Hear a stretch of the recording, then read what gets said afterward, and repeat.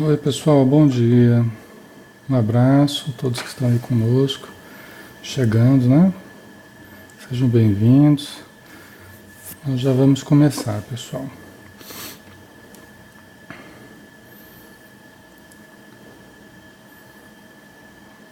Só um instantinho que a gente já começa.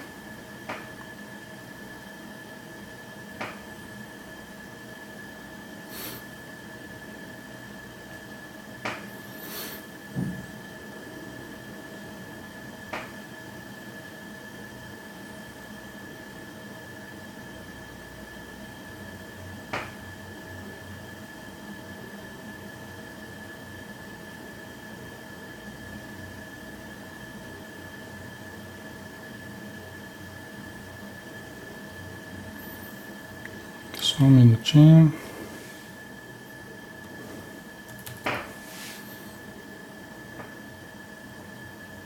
Pronto.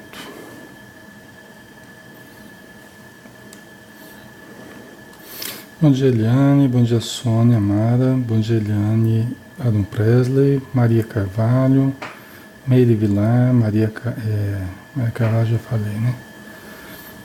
Diana Pereira, Maria Helena Fernandes, Nádia Maria, bom dia.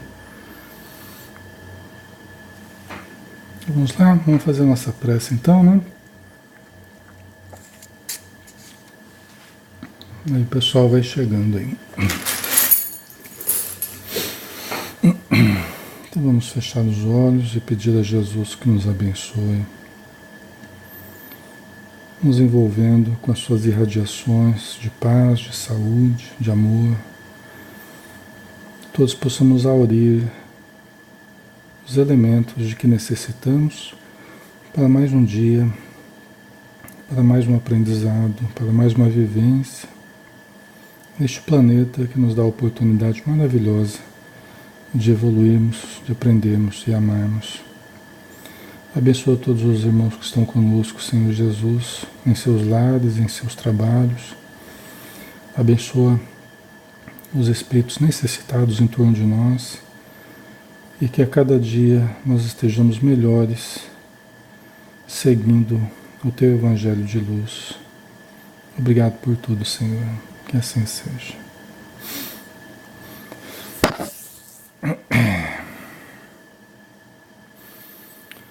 Muito bem, pessoal. Vamos começar então.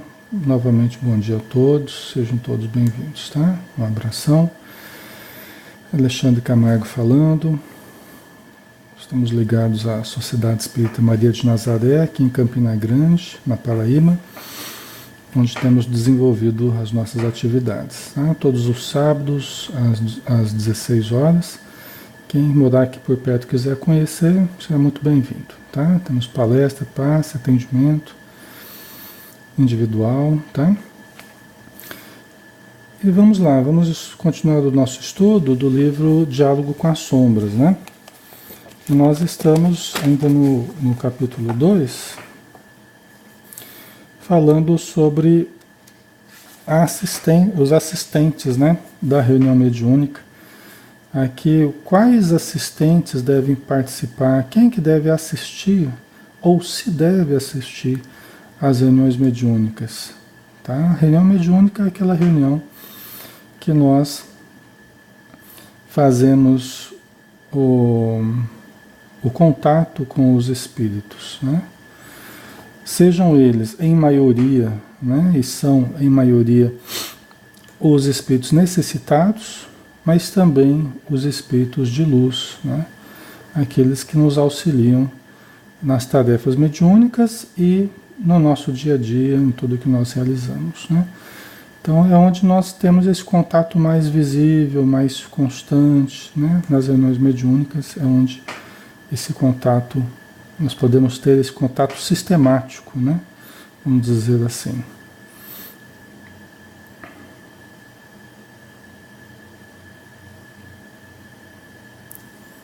Ok? Tá dando para ver e ouvir bem, né, pessoal? Tá tudo tranquilo aí, né?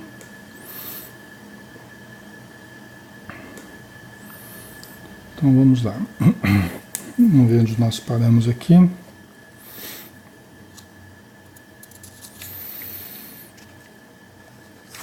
aqui o Hermínio Miranda ele analisava um trecho da Epístola de Paulo aos Coríntios, né?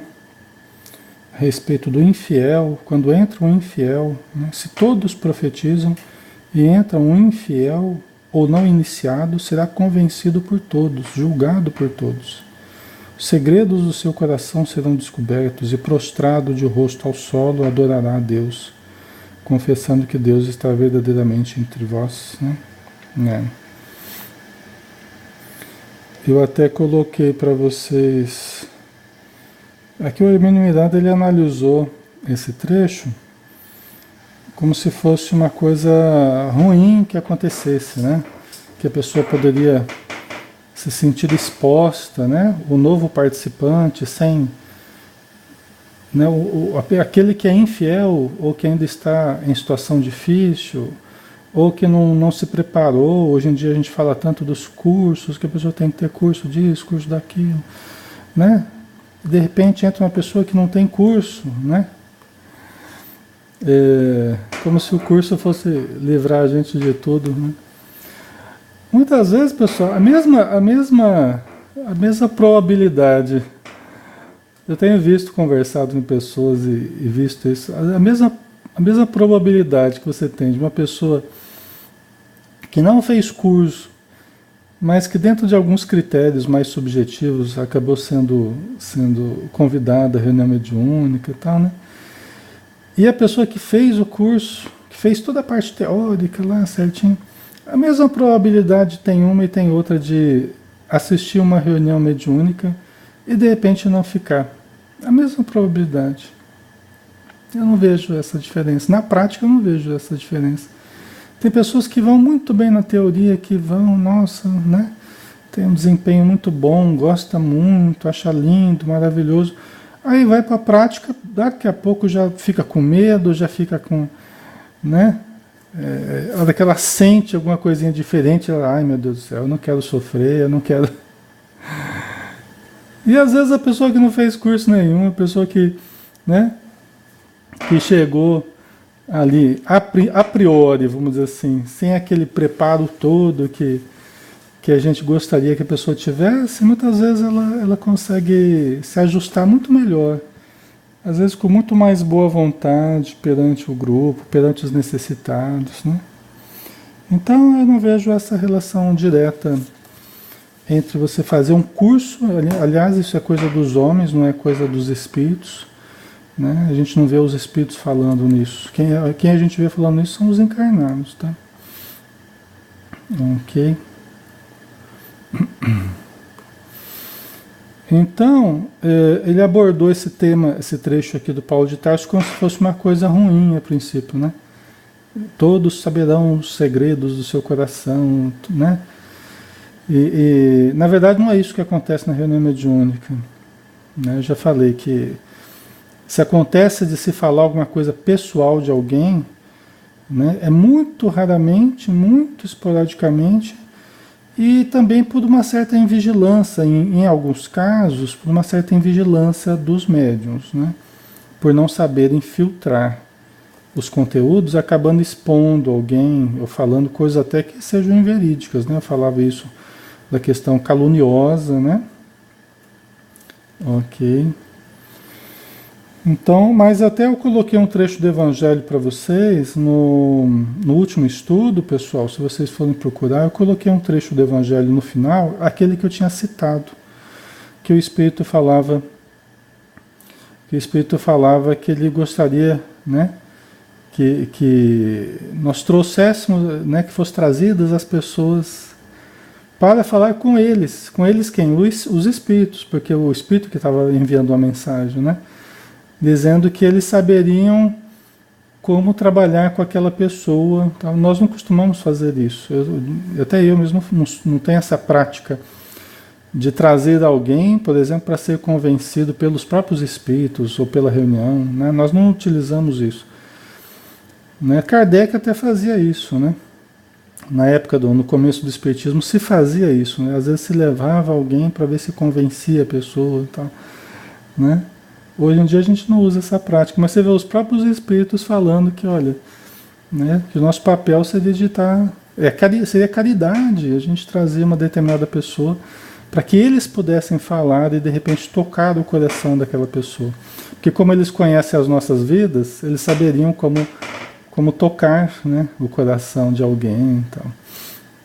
Mas não é uma prática, né, usual, né, que nós temos.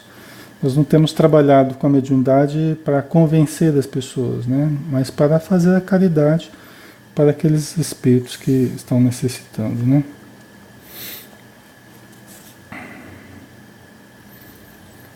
Aqui o Emílio Miranda fala, né?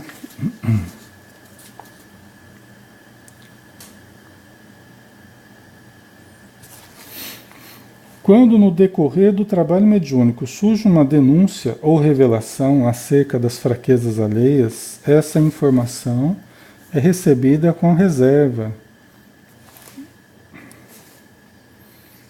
Essa informação é recebida com reserva e, se verdadeira, com redobrado respeito e discrição. Né? Com reserva porque pode ser uma informação falsa. Né? Às vezes o espírito, você está tentando ajudar o espírito, ele foi trazido um espírito revoltado, rebelde, você está tentando ajudar, o espírito fala assim, eu te conheço, eu sei o que você tem feito. E a pessoa não tem feito nada demais, né?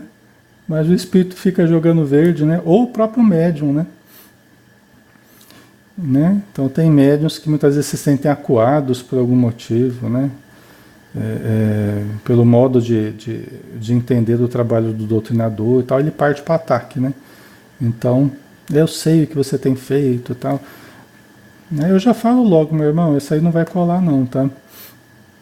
Esse argumento não vai colar não, tá? Esse que eu sei o que você tem feito, não sei o que. Então, são expressões caluniosas, né?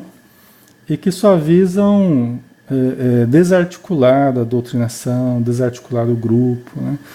Então, isso acontece quando o médium é invigilante, né? O médium é invigilante e não está filtrando aquilo que deveria filtrar, né? Aí o espírito parte para o ataque e o médium permite, né, que o espírito faça isso. Não deveria permitir, né? O médium deveria passar apenas conteúdos que sejam interessantes à doutrinação, que sejam interessantes para o auxílio a ele, entendeu? Não fazer o jogo do espírito obsessor. Aí que está o discernimento do médium, né? Se ele começa a entrar nesse jogo do espírito obsessor, que ele fica falando coisas apenas que venham a desfocar da doutrinação, né? Da ajuda a ele, vamos dizer assim, né? Aí o médium vai fazer o jogo do obsessor, tá? Então isso também o médium pode filtrar, tá? O médium, ele precisa ajudar para que a doutrinação se efetive, tá? O médium precisa ajudar. O papel do médium, tem muita gente que fala assim, mas eu só falo aquilo que o Espírito fala, só falo aquilo que, né? Mas peraí, não é bem assim. O papel do médium é ajudar como se fosse um enfermeiro na hora da comunicação, tá? Tem médiums que, além de não ajudar, ainda atrapalham, ainda cria mais dificuldade. Exemplo, você imagina a comunicação na mediunidade consciente, vamos pensar, em termos de 50-50, 50% do espírito, 50% do médium. Às vezes um pouco mais, um pouco menos, né? Então vamos pensar em termos de 50-50. Se o médium não está bem naquele dia, o doutrinador está doutrinando dois espíritos ao mesmo tempo. O espírito do médium e o espírito do obsessor. Vocês entendem a dificuldade? Se o médium não está bem, e se o médium tem alguma coisa contra o doutrinador, então, aí piorou. Aí complicou mais ainda. Porque aí vão ser dois contra o doutrinador. E às vezes torna até inviável a doutrinação, torna até inviável o auxílio, tá? Então, é importante que médium e doutrinador estejam sintonizados, né? Tenham um relacionamento afável, né? Respeitoso e tal. E o médium tenha maturidade suficiente para entender o papel dele, que é de ajudar ao doutrinador a socorrer ao necessitado. Não ajudar ao espírito para para derrubar o doutrinador. Vocês entendem a diferença? Então vamos lá. O papel do médium é ajudar ao doutrinador para socorrer o espírito e não ajudar o espírito a derrubar o doutrinador. Às vezes os médiuns perdem o referencial do que eles estão fazendo na reunião mediúnica. Tá?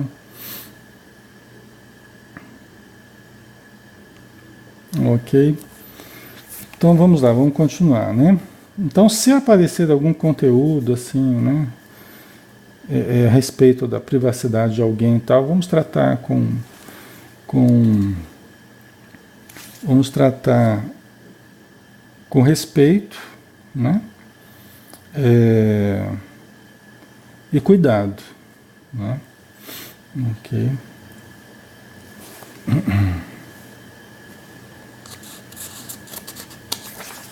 Aqui, né? Vamos tratar com reserva, né? E respeito, né? E discrição. Não é para ser proclamada, divulgada ou comentada, nem mesmo na intimidade da equipe de trabalho.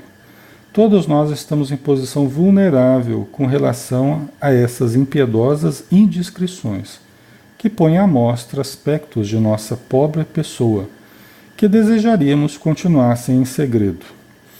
Por isso, precisamos estar preparados para que tais revelações não nos apanhem de surpresa e não nos atinjam de maneira a desequilibrarmos, né? Então, muitas vezes um médium invigilante, e às vezes um espírito que queira lançar, né, pode falar alguma coisa da nossa vida, sim, temos problemas, mas, né, o médium não deveria dar margem a esse tipo de situação, né? O objetivo não é desvelar os problemas das pessoas, da equipe, não, o objetivo é ajudar. Os problemas das pessoas, cada pessoa é que precisa saber. Cada pessoa que precisa se trabalhar, né, para melhorar, ok? A Elza Maria colocou: bom dia, existe médium inconsciente. Mas sabe uma coisa, Elza? O médium, ele é sempre responsável pela comunicação que ele dá, seja consciente, seja inconsciente, tá? O médium é sempre responsável pela comunicação que ele dá. Por quê? Porque, na verdade, não existe médium inconsciente, tá? Na verdade, não existe médium inconsciente. Eu já explico, tá? A pessoa dita consciente, que está percebendo a comunicação, e a pessoa dita inconsciente, ambas estão conscientes. Tá? Ambas estão conscientes. Ah, peraí, Alexandre, agora você pisou na bola. Por quê? Porque eu sou uma médium que não lembro de nada do que aconteceu, então eu estava inconsciente. Não, errado. Você estava também consciente fora do seu corpo. Quando você volta ao corpo, você estava em transe, estava consciente, ajudando, junto ao seu corpo, fora do corpo. Quando você volta para o corpo, você tem uma amnésia, que é o fenômeno que ocorre na mediunidade inconsciente. Então, o que a gente chama de mediunidade inconsciente, a pessoa não está exatamente inconsciente. Então, esse argumento de, eu sou inconsciente, então eu não tenho controle sobre o que o espírito fala. Errado. Todos os médiuns são conscientes, mesmo que fora do corpo, em transe mediúnico, porque eles estão ali ajudando fora do corpo. Tá? Quando o médium inconsciente volta para o corpo, ele tem amnésia, porque foi um trânsito diferente em termos neurológicos. Tá? Foi um caminho diferente da mediunidade consciente. Ok? Então, o médium inconsciente também é responsável pelo que fala. Também é responsável pela comunicação que dá. Também é responsável por filtrar. Também. Tá? Vai exigir, inclusive, mais estudo, mais disciplina, mais autocontrole do médium inconsciente do que o médium consciente. Se exige mais do médium inconsciente. Entendeu? Ele vai ter que tomar mais cuidado. Certo? Isso a gente vê claramente no livro, Nos Domínios da Mediunidade. Tá? A Erika Takano colocou: Alexandre, o sonâmbulo também é considerado médium inconsciente. Sim, na verdade, o médium inconsciente é o sonâmbulo. Médium sonambúlico. Tá? Médium sonambúlico. E aqui tem uma certa relação com o sonambulismo do sono mesmo, né? Mas não exatamente, tá? Aqui a gente está falando do médium sonâmbulo, não é o médium do sonambulismo de acordar à noite e ficar falando. Não é exatamente isso, tá? O médium sonâmbulo que nós estamos falando aqui é esse médium que dá comunicações, né? E que depois não se lembra dos conteúdos das comunicações, tá? Embora o sonambulismo tenha relação, o sonambulismo do sono mesmo, né? Ele tem uma certa relação também com a mediunidade, tá? Ok. Tá, joia. Vamos lá então.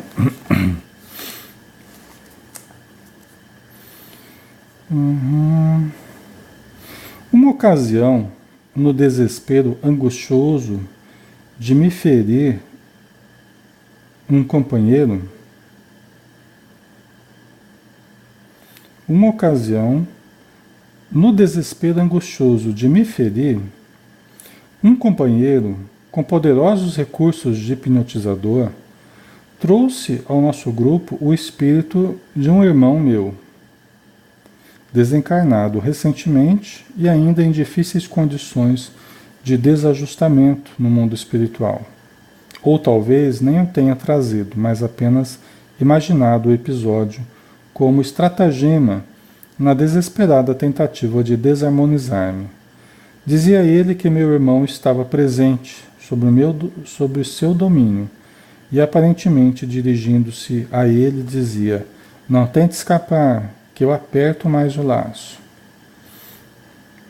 Então veja bem, vamos entender isso aqui, né? Que o Hermínio Miranda está falando. Então ele está dizendo assim, que um espírito que veio à sua reunião mediúnica, né, com poderosos recursos de hipnotizador, tá? Isso que ele está dizendo, né?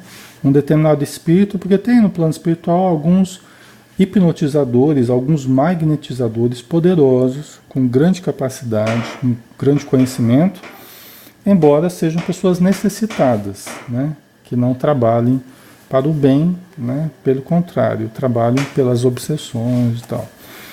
Então ele foi ao grupo do Hermínio Miranda com o intuito de ferir o Hermínio Miranda, com o intuito de atrapalhar o seu trabalho, de prejudicá-lo, tal, né?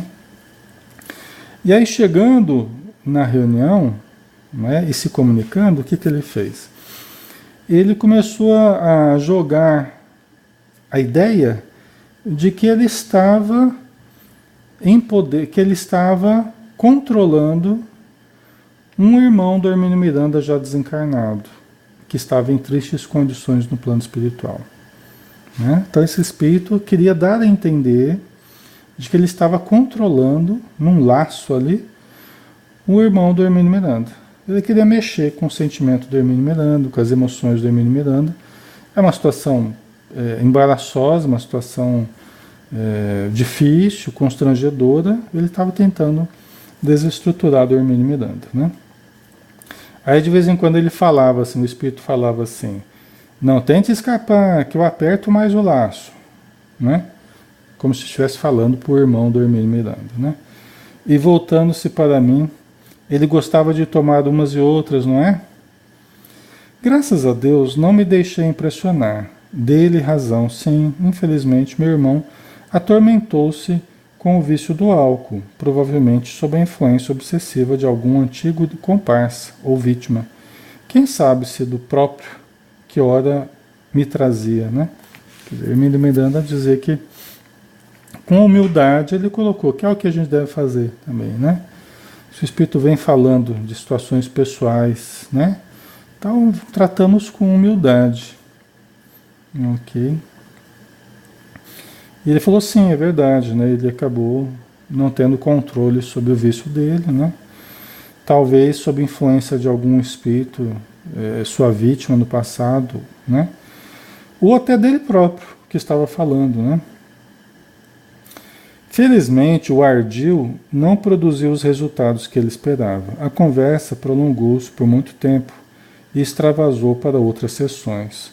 O companheiro acabou se convencendo, graças a Deus, e partiu arrependido e em pranto, né? Então, depois de muita conversa, né? Uma coisa interessante é que esses irmãos, eles não contam com o bem. Quando eles fazem esses ardis, eles não contam com o bem. Como assim eles não contam com o bem? Eles pensam assim, eu vou colocar a pessoa numa situação constrangedora, eu vou colocar a pessoa fazer passar vergonha, eu vou colocar a pessoa, né, colocar alguma situação que a pessoa vai sofrer. Mas quando eles fazem isso, eles não contam com o bem, porque eles avaliam as situações conforme o sentimento deles, conforme o modo de pensar deles, e não conforme o modo bom de pensar, o modo virtuoso de se comportar. Isso que é interessante.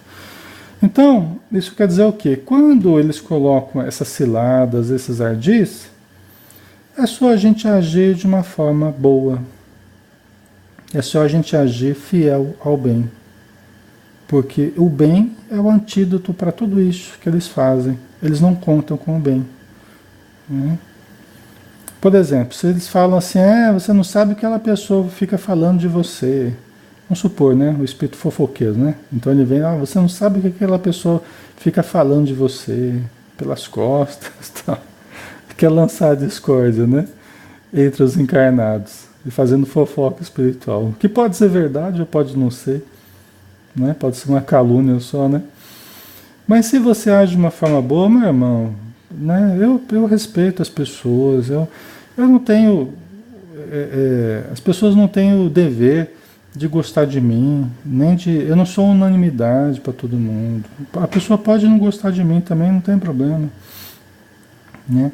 Então eles não contam com essa atitude boa, com essa atitude equilibrada, né? Isso desfaz os ardis, desfaz os argumentos, né, que eles trazem, vocês entendem? Então a gente se mantendo fiel ao bem e tendo discernimento, né, para usar, né, do bem quando necessário, né, nesse contexto, sempre desarticula, né, essas ciladas, né, esses ardis, tá? Ok? De modo que, se o grupo está bem ajustado e integrado, todos se estimam e se respeitam. Não é uma leviandade de um pobre espírito em estado de angústia que vai desequilibrá-lo. Mas se há estranhos na sala, o problema se torna bem mais sério, né? Não necessariamente, tá, pessoal? Não necessariamente. Tá? Estranhos aqui, de repente uma pessoa nova, um participante novo, ou alguém que está se tratando. Então, não necessariamente o problema se torne bem mais sério. Pode se tornar se a pessoa não tem bom senso para analisar, se ela não está sendo bem orientada. Pode sim. O fato da pessoa ser nova no grupo, o fato de estar indo para se tratar, né?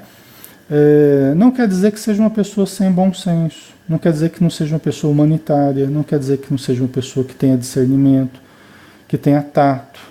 Às vezes uma pessoa vai e começa a participar, às vezes uma pessoa extremamente carinhosa, extremamente bondosa, extremamente com tino social, né, para entender os problemas dos outros também. Então a gente não pode tratar as pessoas que estão começando na mediunidade como se fosse uma pessoa de outro mundo, uma pessoa, né, que não sabe nada de nada. Às vezes a pessoa vem até com mais condições do que a gente que está ali há muito tempo. Eu já falei isso várias vezes. Às vezes a pessoa que começa, o primeiro dia que ela vai, ela demonstra muito mais condição de amor, ou muito mais condição de tato, de respeito, de carinho, do que a gente que está ali há 10 anos, 20 anos, entendeu? Então existe essa coisa, né? Parece que a pessoa que está começando sempre é uma pessoa amorfa, né? Sem conhecimento nenhum, sem informação nenhuma, sem convivência nenhuma. É até um pouco estranho isso, né? Então, não é bem assim, tá, pessoal? Inclusive, aqui vale a pena tocar de novo nesse assunto. Inclusive, vale aqui uma observação, pessoal. As pessoas que chegam à casa espírita, hoje em dia, só um parêntese, tá? Para a gente analisar, para a gente refletir. As pessoas que chegam à casa espírita hoje são pessoas bem diferentes de décadas atrás. Quem chega à casa espírita hoje, pode chegar pessoas assim cruas de conhecimento, pode chegar pessoas assim sem tato social, ou sem informação sobre o espiritismo, ou de um comportamento deselegante, pode chegar à casa espírita pessoas de todo tipo. Mas a gente vê que hoje em dia chegam, mesmo precisando de ajuda, mas chegam à casa espírita pessoas que já têm muito mais conhecimento do que antigamente. A internet, os livros, né? Décadas e décadas de produção literária fez com que muitos livros circulassem por aí, e tem pessoas que já chegam tendo lido muito já, pessoal. Tem pessoas que já chegam tendo feito cursos inteiros na internet, sem ter tido contato com o centro espírita. Isso é uma coisa que não está sendo considerada. As casas espíritas precisam começar a considerar isso, né? As pessoas precisam começar a considerar isso. Tem gente que está chegando à casa espírita com muito mais conhecimento. Eu encontro sempre pessoas assim, que estão chegando à casa espírita com muito mais conhecimento do que alguns que já estão há anos na casa espírita.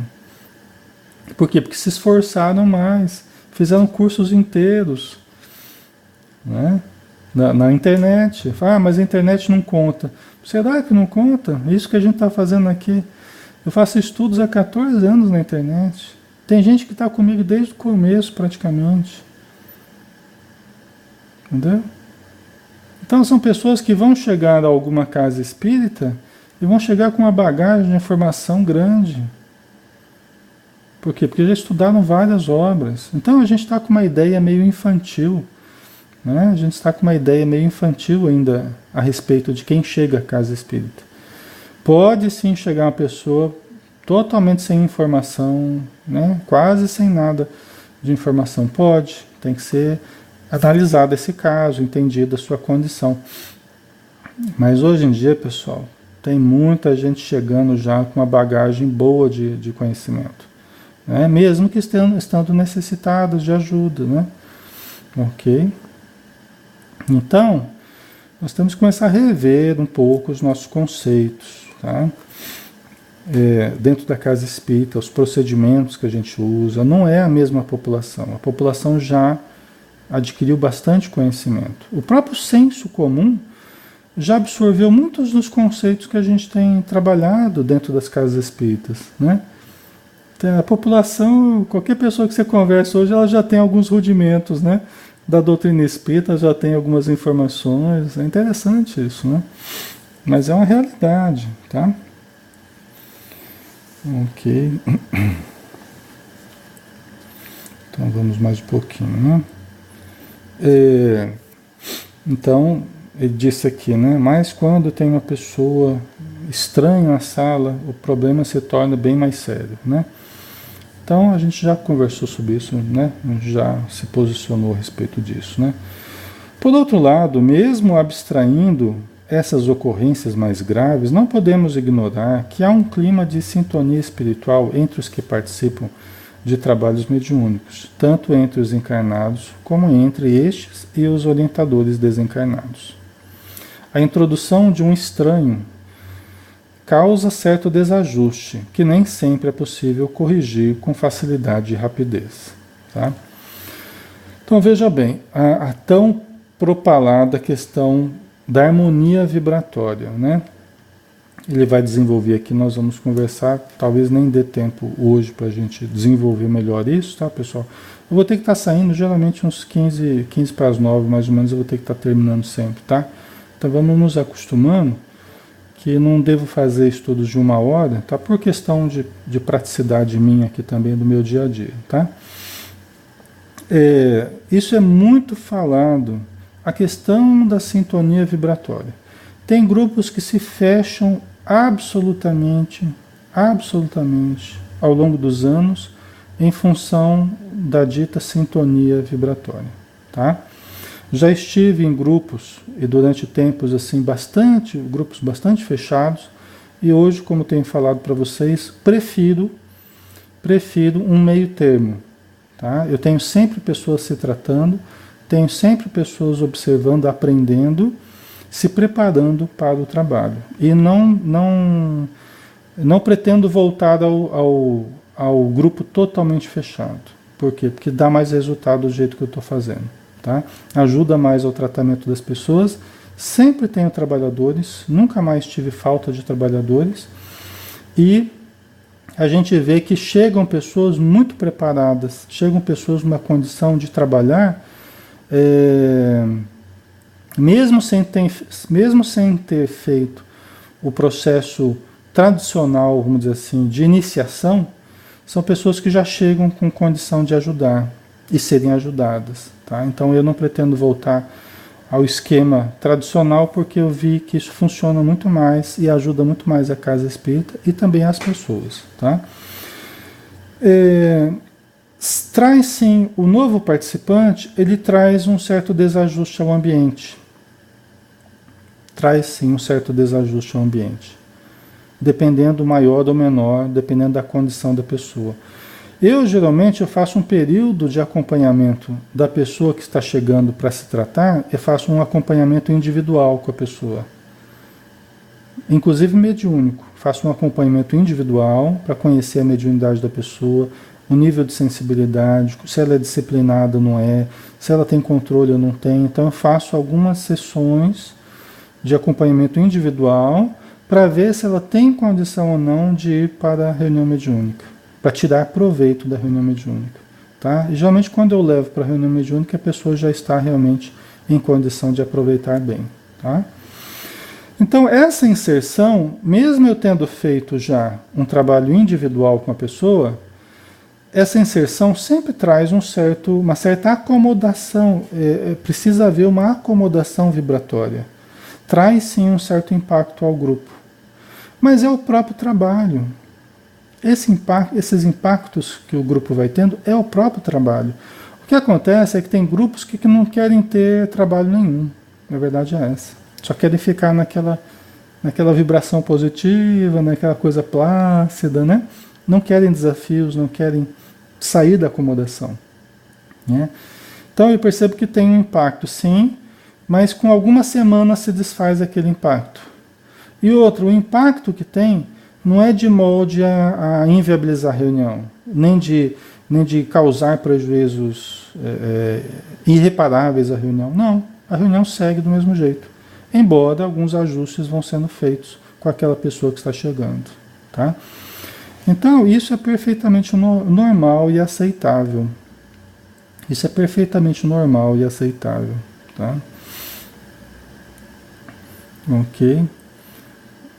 Só que a gente tem que ter a disposição, por exemplo, quando tem uma ou duas pessoas diferentes, eu procuro colocar no máximo 2 por vez diferentes, né? Para não ter um impacto muito grande. Também não sou bobo, né, gente? Às vezes, se trouxer muita gente de uma vez, aí a situação fica complicada, né? Realmente a vibração fica muito difícil. Mas você tem ali uma ou duas pessoas começando, você tem sim uma mudança vibratória. Principalmente se aquelas pessoas estão muito necessitadas. Né? No começo da reunião, a gente sente mais. No começo da reunião, às vezes pesa. Aquela reunião, com aqueles novos participantes, muitas vezes pesa mesmo. Pesa bastante. Assim, a gente sente a diferença no começo da reunião. Na medida que vai tratando os espíritos, que eles vão se comunicando, que eles vão sendo atendidos, aí vai melhorando, e termina a reunião. muito bem. E termina a reunião muito bem, muito harmoniosamente, uma boa vibração. Aí você vê que era realmente o impacto do novo, o impacto que é o próprio trabalho, né, que a gente está realizando de ajudar, de ter novos participantes. Então sempre vai ter algum impacto. Nós não precisamos ter medo desses impactos. A gente tem que saber trabalhar com esses impactos, diminuí-los, dar o apoio que a pessoa precisa e ir orientando a pessoa com o tempo. E eu nunca deixo a pessoa participar da reunião e perco totalmente contato com a pessoa. Eu vou acompanhando a pessoa privadamente, né, particularmente, para ver como que ela está fazendo essa inserção na reunião mediúnica. Como que ela está reagindo no campo íntimo, né, à reunião mediúnica. Então eu vou fazendo esse acompanhamento. Tá? E qualquer inconveniência, qualquer impossibilidade, a pessoa para de ir, só isso.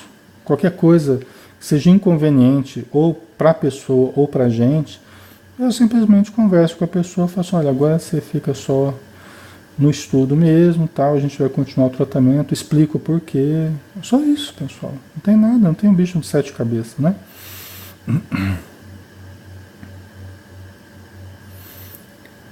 Certo?